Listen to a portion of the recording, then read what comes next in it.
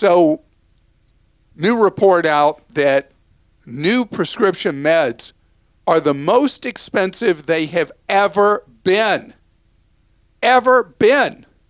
So 8 of the 13 new drugs that have been launched this year cost you, or your insurer if they're involved, or the feds if they're involved, over $200,000 a year. Let me say that again. So 8 of the 13 newest drugs launched this year cost over $200,000 per year to take them. Average income in the United States, depending on how you measure it, let's say it's $60,000 a year. So we're talking about more than 3 times income just to take a med for a year. Okay, that is past bonkers. And so this is crazy stuff, right? In the country, we spend $500 billion a year on prescription drugs. Big money. So it's such a mixed bag of nuts on the prescription drug thing. Because generics, which are most of what people take, just like 80% of prescriptions now are generics by one thing I saw. There's all these strategies where you can save a ton of money on them.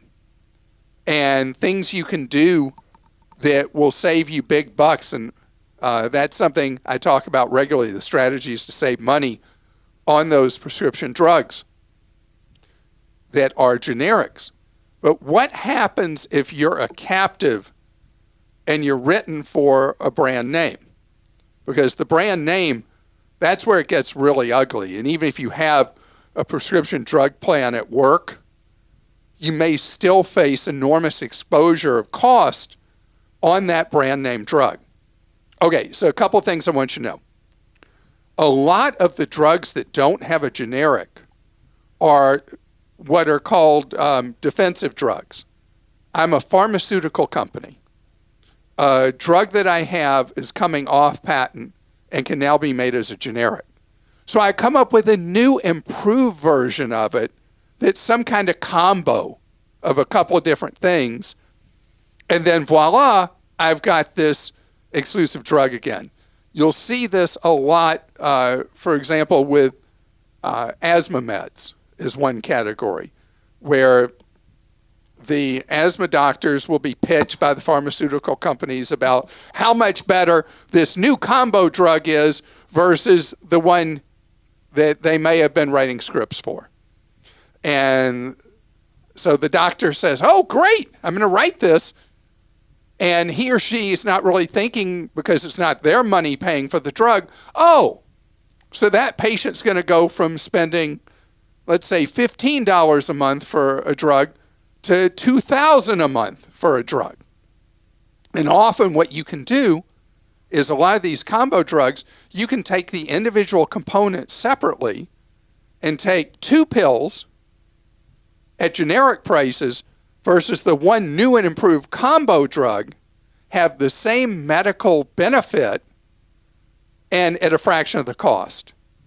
This is why I always talk about you being aware and savvy what happens with these prescriptions.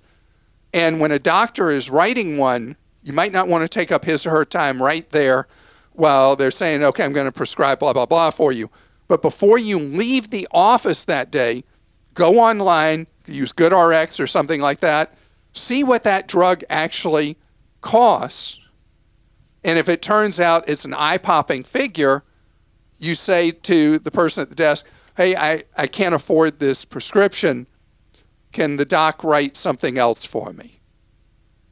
Because that's why so many prescriptions are abandoned at the pharmacy counter, because you get there and they say it's X number of zillion dollars.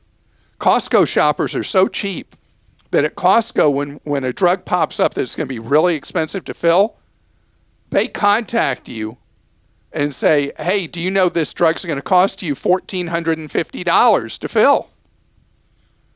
And they hope the person doesn't pass out and hit their head and need an ambulance to take them to the hospital for a head injury, when they hear that cost, and this is a real problem because meds don't come with a price list when the doc writes the script. Now, sometimes when you make it clear that the cost is a real problem for you, suddenly a magic pad appears with a shiny slip with a code on it that gets you the prescription for free or for $25 or something like that. So there are ways around these very high costs, but you got to know how the game is played and be very aware that it's your money that's on the line.